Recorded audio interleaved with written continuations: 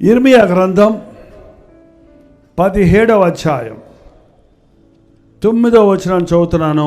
Bible ఉన్న వాళ్ళు తీసి చూడండి, లేని వాళ్ళు జాగ్రత్తగా వినండి. యిర్మీయా గ్రంథం 17వ అధ్యాయం 9వ వచనం. హృదయము అన్నిటికంటే మోసకరమైనది, అది ఘోరమైన వ్యాధి గలది, దాని గ్రహింపగలిగిన వాడు ఎవడో.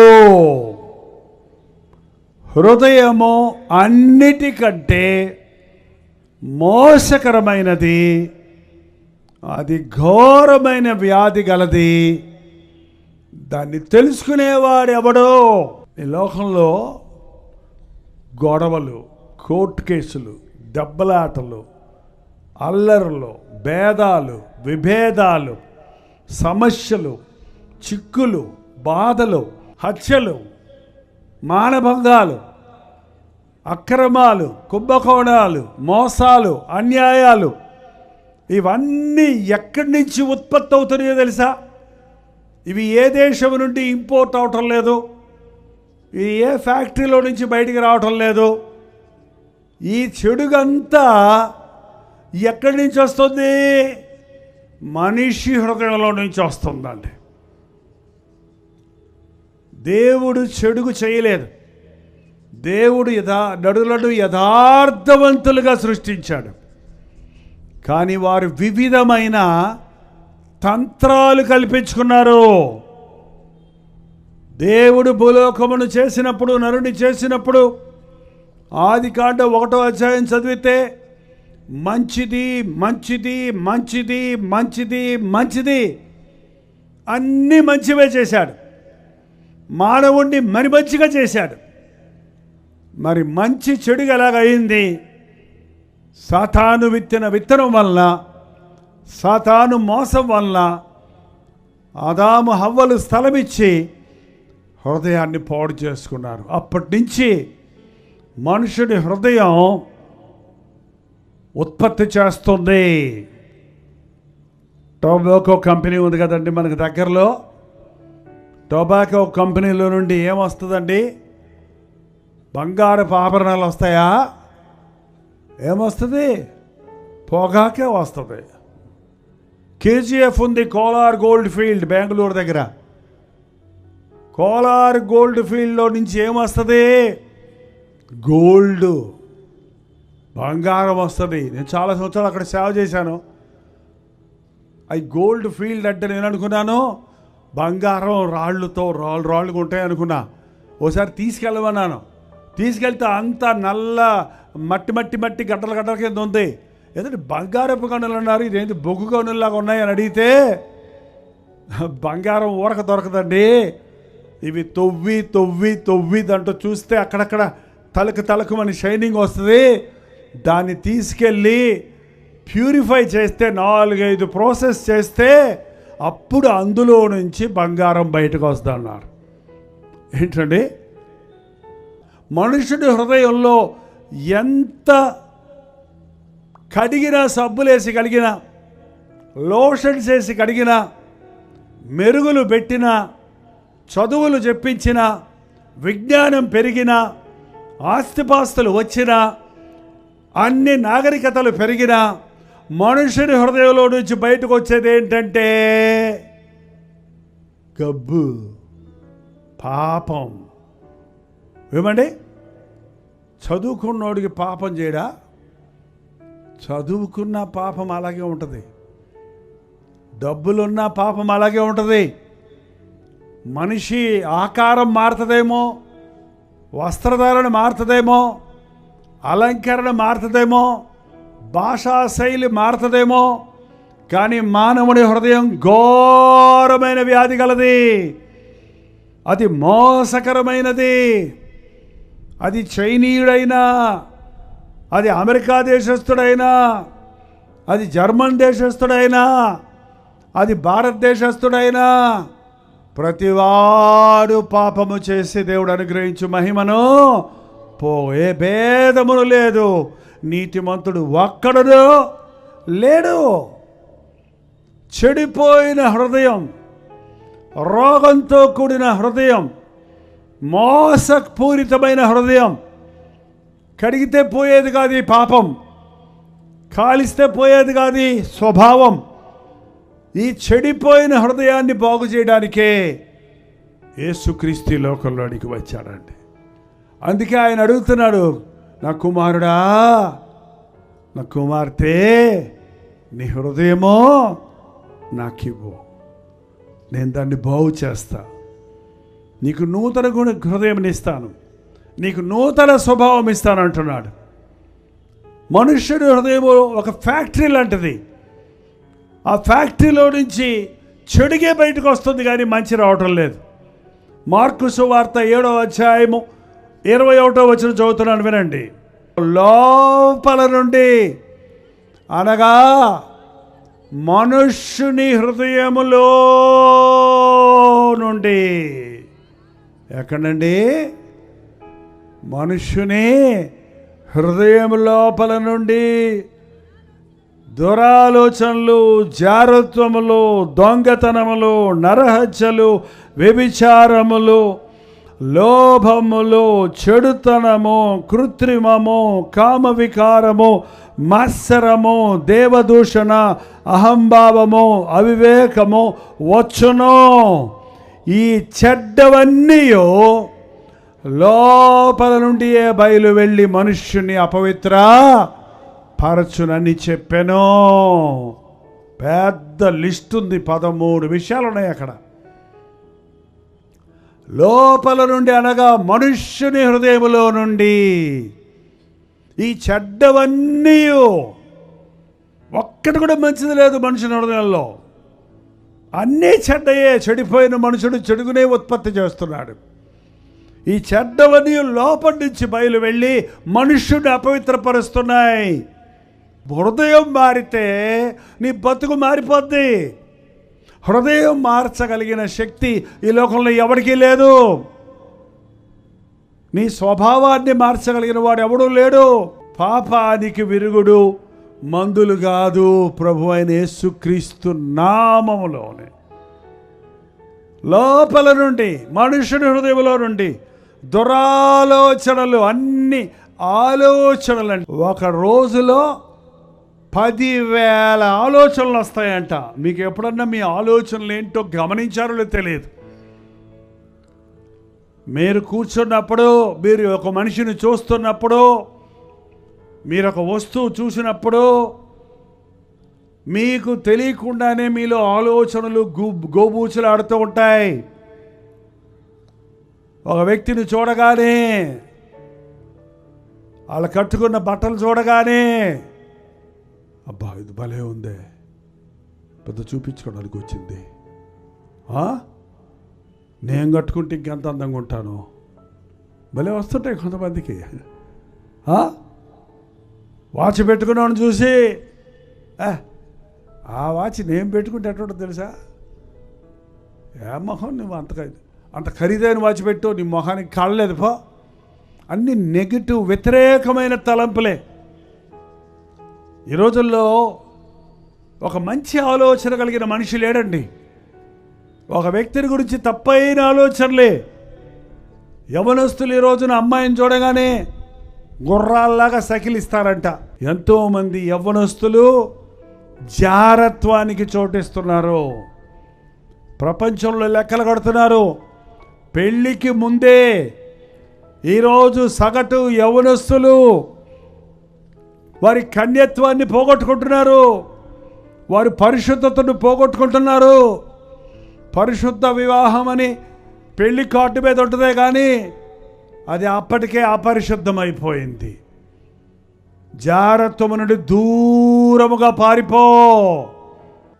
యవ్వన కాలం అనేది జీవితంలో ఒక్కసారే వస్తుంది. వేసవి కాలం, శీతాకాలం, వర్షాకాలం, వర్షం సంవత్సరం వస్తుంటాయి. అట్లాగా యవ్వన కాలం కూడా 3 సంవత్సరాలకు ఒకసారి, 5 సంవత్సరాలు, 10 సంవత్సరాలకు ఒకసారి మళ్ళీ యంగ్ మ్యాన్ అయిపోయేటట్టుంటే భలేగా ఉండేది. అట్లా ఏం లేదు.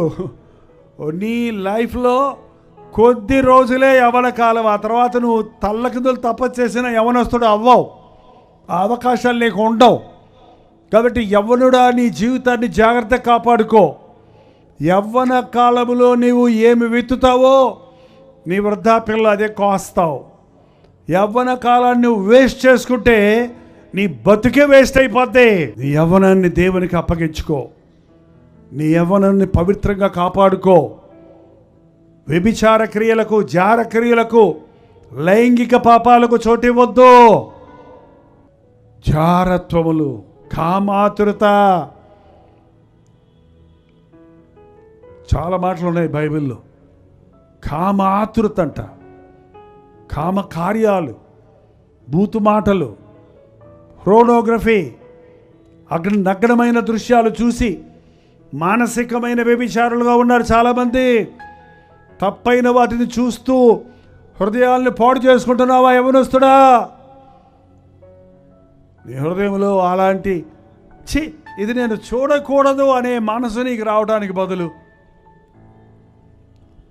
ఆ అపవిత్రమైన వాటిని జుర్రుకోవటం అనేది ఈరోజు చూస్తున్నాం.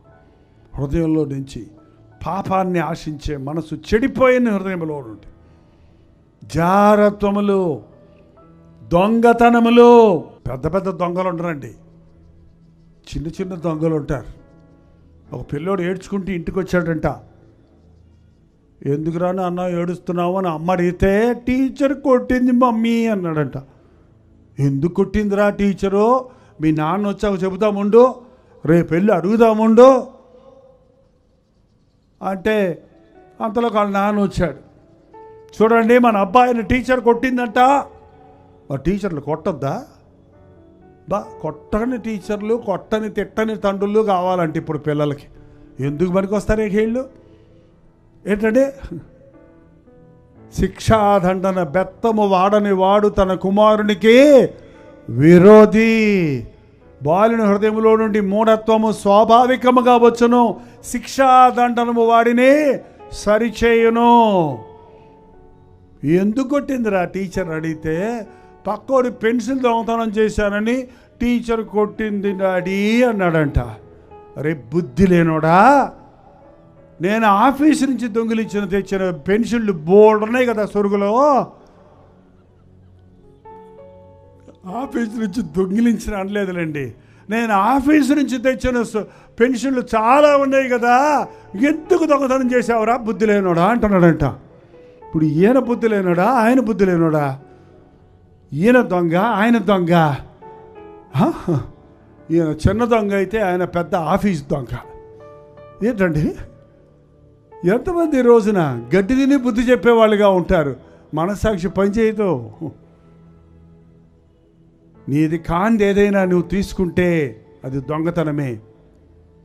నువ్వు అడగకుండా ఎవరి దగ్గర ఏం తీసుకున్నా అది దొంగతనమే. యేసయ్య ప్రేమ కలిగిన వాడు తనకున్నదాన్ని ఇవ్వాలని ఇష్టపడతాడు, కానీ వాడికి ఉన్నది తీసుకోవాలని ఆశపడ్డు. చెడిపోయిన హృదయం తారుమారైపోయింది.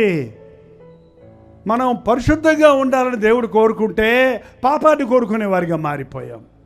ప్రేమ చూపించే వారిగా ఉండాలని దేవుడు మనల్ని సృష్టిస్తే అసూయను, ద్వేషాన్ని విత్తుతున్నాం. జార కార్యాలు, నీ దేహము దేవుని కొరకు ఇవ్వబడింది, నీకు వేశ్యల కొరకు ఇవ్వబడలేదు. జారత్వానికి దూరంగా పారిపో.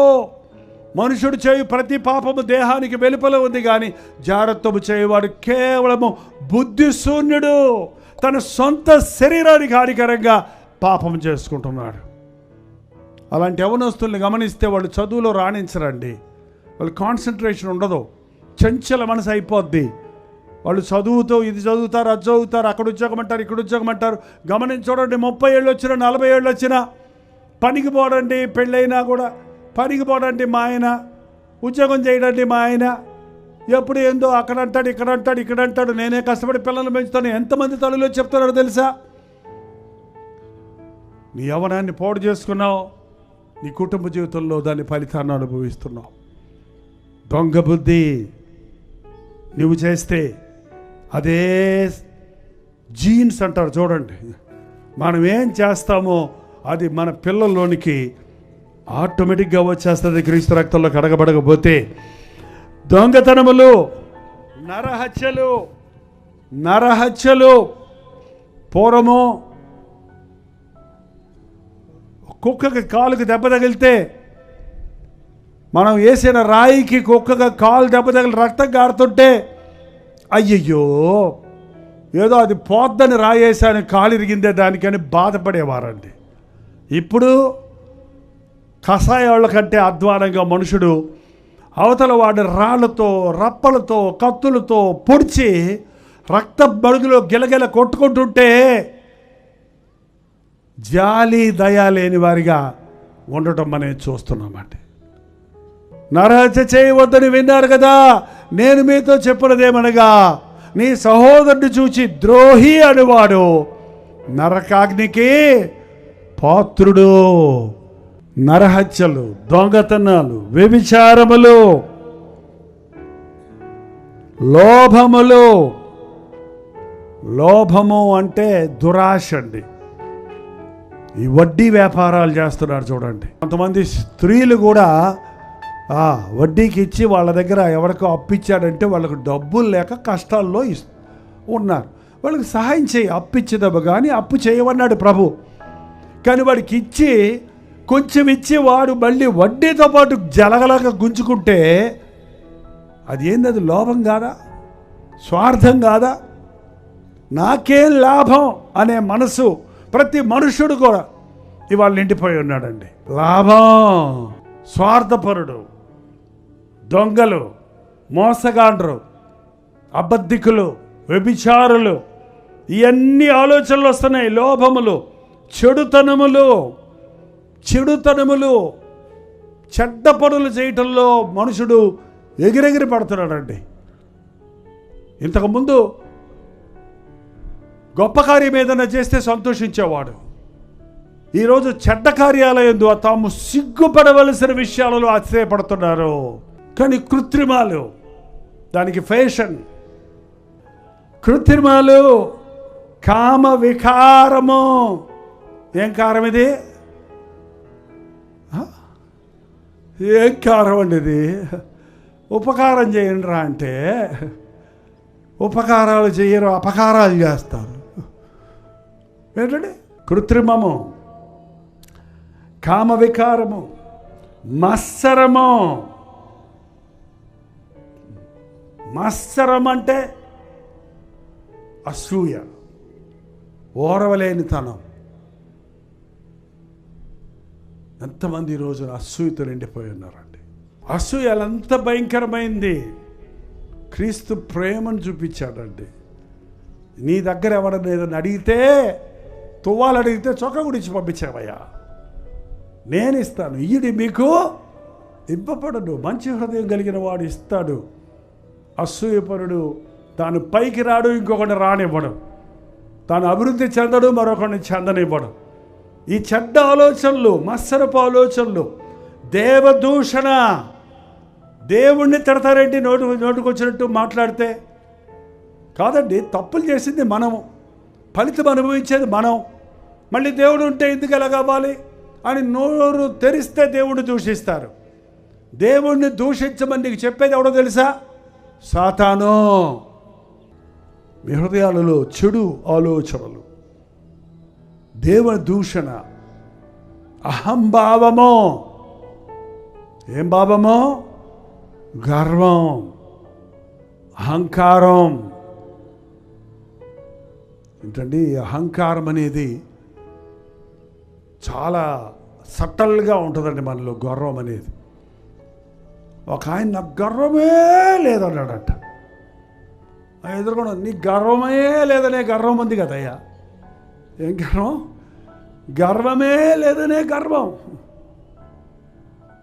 గర్వ హృదయులందరూ యెహోవాకు హేయులు. అపవాది గర్వించి దేవునితో కూడా నేను కూడా హెచ్చించుకుంటానని తాను హెచ్చించుకొని పాతాళానికి తోసివేయబడింది. అందుకే దేవుడు గర్విష్ఠులను అసహించుకుంటున్నాడు, దీనులను కృప చూపిస్తున్నాడు. మీ మనసులో గర్వానికి చోటు ఇవ్వకండి. హృదయం అన్నిటికంటే మోసకరమైనది. అది ఘోరమైన హృదయం కలిగింది, హృదయ వ్యాధి కలిగింది. కానీ నీ హృదయం ప్రభుకి ఇచ్చినప్పుడు నీ హృదయ ఆలోచనలన్నీ ఉన్నతమైన ఆలోచనలుగా ఉంటాయి కనుక సామెతలు 4:23 చెప్పాడు, హృదయములో నుండి జీవజలధారలో ప్రవహించును గనుక అన్నిటికంటే ఎక్కువగా నీ హృదయమును భద్రముగా కాపాడుకో. కొంతమంది చెప్తారు, మేము రక్షించబడ్డాం, ప్రభువు నమ్ముకున్నాం, కానీ నీ హృదయం భద్రంగా కాపాడుకున్నావా? నిన్ను విడిచిపెట్టిన పాపాలు మళ్ళీ నీలోకి వస్తున్నాయా?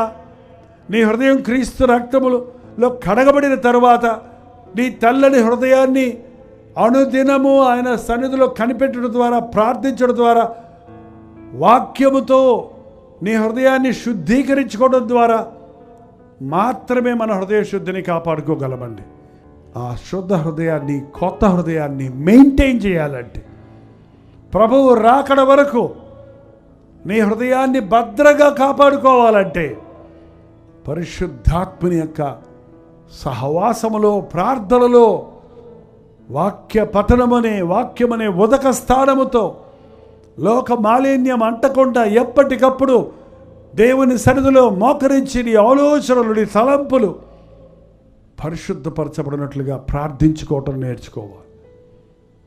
నా హృదయ ఆలోచనలు, నా నోటి మాటలు నీకు అంగీకారంగా చేసుకో ప్రభువా. ఈరోజున ప్రార్థన చేస్తున్నాం అంటున్నారు. ఏం ప్రార్థన చేస్తున్నారు? శుద్ధ హృదయం దయచేయని ప్రార్థన చేస్తున్నారా? నూతన హృదయం దయచేయమని ప్రార్థన చేస్తున్నారా? నా హృదయంలో ఉన్న పాపపు కార్యాల నుంచి నన్ను విడిపించమని ప్రార్థన చేస్తున్నారా? చాలామంది ప్రార్థన, ప్రభావ మాకు డబ్బులు ఇయ్యి, మాకు ఆరోగ్యం ఇయ్యి, మాకు ఆస్తి ఇయ్యి, మాకు అది ఇయ్యి, మాకు ఇది.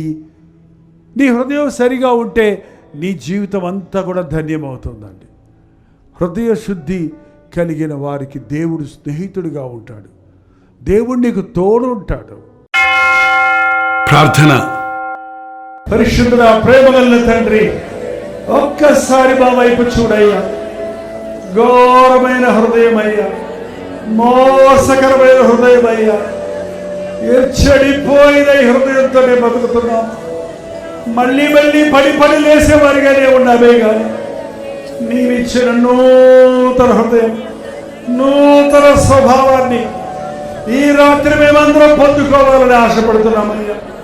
పనికిమాలిన ఆలోచనల నుండి, పనికిమాలిన క్రియల నుండి, సాతాను సంబంధమైన ఉచ్చులు చిక్కుల నుండి ఈ రాత్రి నజరేయుడైన యేసుక్రీస్తు నామములో విడుదల చేయించున్నాము నాయనా. ధూమపానానికి, మద్యపానానికి బానిసలైన వారు ఇదే వారికి చివరి రాత్రిగా మరి ఎన్నడూ వాటి జోలికి పోకుండా విడుదల దయచేయమయ్యా. నా యేసయ్య నన్ను ముట్టాడు, నా అంతరంగంలో మార్పు కలిగింది, పరిశుద్ధాత్ముడు నన్ను తాకాడు అన్న అనుభవాలతో ఇక్కడి నుంచి వెళ్ళడానికి సహాయం చేయము. పాపం జోలికి పోక ప్రభు సాక్షులుగా బ్రతుకున్నట్లు మా హృదయ సింహాసనం మీద నీవు అధిష్ఠితుడివై నీకిష్టలుగా మేము నడిచినట్లు మా మీద దృష్టి ఉంచి మాకు ఆలోచన చెప్పయ్యా. నీ అడుగు జనాలను వెంబడించి నీ రాజ్య వారసులు మా వరకు ఈ ఆవరణలో ఉన్న ఒక్కొక్కరిని విడిచిపెట్టొద్దేసయ్యా. సౌండ్ సిస్టమ్ ద్వారా వింటున్న వారు, లైవ్ లో వీక్షిస్తున్న వారు, ఇళ్లలో కూర్చొని వింటున్న వారు, ఎక్కడెక్కడ ఎవరున్నారో నీవు బాగా ఎరుగునవు కనుక ఎవరి గుండెల్లో ఏ దిగులుందో, ఏ గుబులుందో, ఏ బాధ ఉందో, ఏ మురికుందో, ఏ పాపముందో హృదయాంతరేంద్రియాలను పరిశీలించే నీవు సమస్త పెరిగిన వాడిగా ఉన్నావు కనుక మమ్మల్ని శిక్షించడానికి కాక క్షమించడానికే వచ్చావు. మమ్మల్ని దండించడానికి కాక దరి చేర్చుకోవడానికే వచ్చావు కనుక అయ్యా నీ కౌగిల్లోనికి చేర్చుకో అయ్యా. నీ గుండెలకు హత్తుకో అయ్యా. మా కన్నీటిని తుడిచిన దేవా, మా హృదయాలను శుద్ధీకరించే యేసయ్యా. వ్యక్తిగతంగా ప్రతి ఒక్కరూ వారి అనుభూతిని రాత్రి పొంది వెళ్ళుటకు నీ కొరకు జ్వాలలుగా, అగ్ని జ్వాలలుగా ప్రజ్వలించుటకు, పరిశుద్ధులుగా జీవించి ప్రభువును మహిమపరచుటకు మా ఒక్కొక్కరికి నీ సహాయం చేయమని యేసుక్రీస్తు నామములో అడుగుచున్నాము తండ్రి. మన తండ్రి అయిన దేవుని యొక్క ప్రేమయు, కుమారుడైన క్రీస్తు యొక్క కృపయు, ఆదరణకర్త అయిన పరిశుద్ధాత్మ యొక్క సహవాసము కూడి వచ్చిన మనందరికీ లైవ్ లో వీక్షిస్తున్న వారికి ఇప్పుడును సదాకాలమును తోడై ఉండను గాక. ఆమేన్, ఆమేన్, ఆమేన్.